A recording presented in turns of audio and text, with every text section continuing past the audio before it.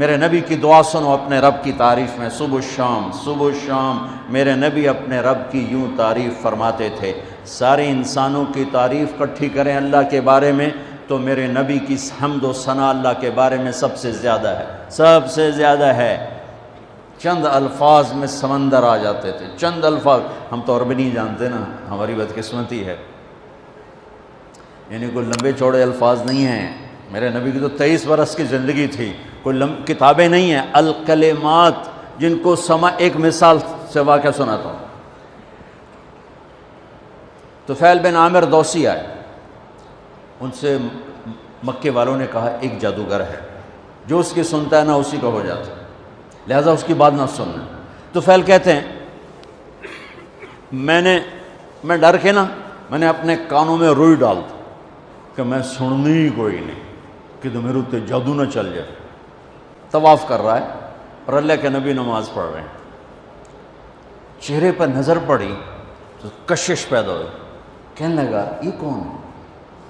تو قریش نے کہا ہوا وہی تھا جادوگر جڑا تینوں سے دس ہے کہ اچھا کہ میں نے پھر دیکھا تو مجھے خیال آیا میں اتنا بڑا سردار آدمی ہوں اور اتنی بڑی قوم کو میں لیڈ کرتا ہوں اور شعر و شاعری کو سمجھتا ہوں، مجھے تو یہ چہرہ جادوگر کا نظر نہیں آتا، میں اس کی سنتا ہوں، اچھی بات ہوگی تو لے لوں گا، نہیں ہوگی تو نہیں لوں گا۔ تو جا کے پاس بیٹھ گئے۔ ہم جو عجمی ہیں نا، ہمارے مزاج میں بات کو لمبا کرنا، لمکا ہی جاؤنا، لسی اچ پانی ٹھوکی جاؤنا، اور عرب کے مزاج میں مکھن نکالنا، چند الفاظ میں پوری کتاب بھر دیتے۔ ایک ایسے واقعہ مزے کا سنت، میرا دوست عرب شاعر، ہم کٹھے قطر، تو ایک مضمون چل رہا تھا، میرے اس کے درمیان ایک بات چل رہی تھی، اس بات پر میں نے تائید کے لیے چند اشعار پڑھے کہ ہاں واقعی یہ بات ایسے ہی ہے، ہم دونوں ایک بات پہ متفق تھے۔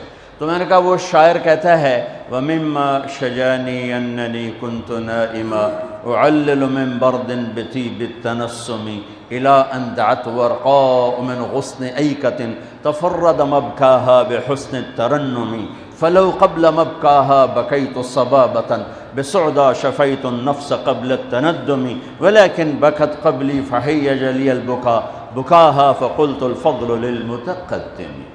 کتنا لمبا چوڑا کلام ہے۔ وہ کہنا کہ تم جو عجمی ہو نا تم لمبی بات کرتے ہو، لسی اج پانی ٹھوکی جاندے ہو، اور ہم جو عرب ہیں ہم 2 لفظوں میں بات ختم کرتے ہیں کہ یہ جو تم نے مضمون اتنا لمبا چوڑا بیان کیا ہے یہ 2 اشعار میں آ جاتا ہے، صرف 2 اشعار میں، نقل فؤادک حیث شئت من الہوى ما الحب الا للحبیب الاول کم منزل فی الارض یعلفہ الفتى وحنینہ ابدا لاول منزل، کہ تیرے 6 اشعار کا مضمون ان 2 اشعار میں آ جاتا ہے۔ یہ مزاج عرب ہے، تو میرے نبی نے کوئی بیٹھ کے 2 گھنٹے تقریر نہیں کی، سننا ما تقول یا محمد، کیا کہتے ہو؟ آپ نے کہا ان الحمد للہ احمدہ واستعینہ واؤمن بہ واتوکل علیہ من یہدہ اللہ فلا مضل لہ ومن یضللہ فلا ہادی لہ۔ ایسے کانپ گیا طفیل، کہنے لگا اعد فقد بلغنا قاموس البحر۔ کاش میں آپ کو سمجھا سکتا، میں تو آپ نے پورا سمجھاتا ہوں کہ سمجھائیں۔ کہنے لگا دوبارہ کہو، تیرے چند جملوں نے 7 سمندر پی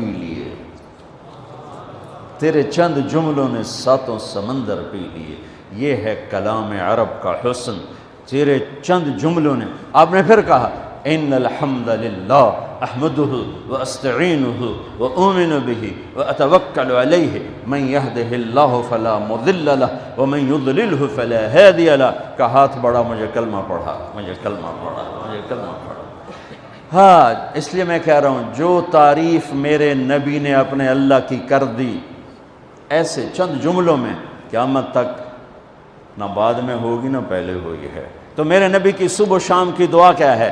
اللہم انت احق من ذکر واحق من عبد وانصر من ابتغی وارأف من ملک واجود من سئل واوسع من اعطى انت الملک لا شریک لک والفرد لا ند لک كل شيء هالك إلا وجهك لن تطاع إلا بإذنك ولن تعصى إلا بعلمك تطاع فتشكر وتعصى فتغفر أقرب شهيد وأدنى حفيظ حلت دون النفوس أخذت بالنواصي كتبت الآثار ونسخت الآجال القلوب لك مفضية والسر عندك علانية الحلال ما أحللت والحرام ما حرمت والدين ما شرعت والأمر ما قضيت الخلق خلقك والعبد عبدك أنت الله الرؤوف الرحيم.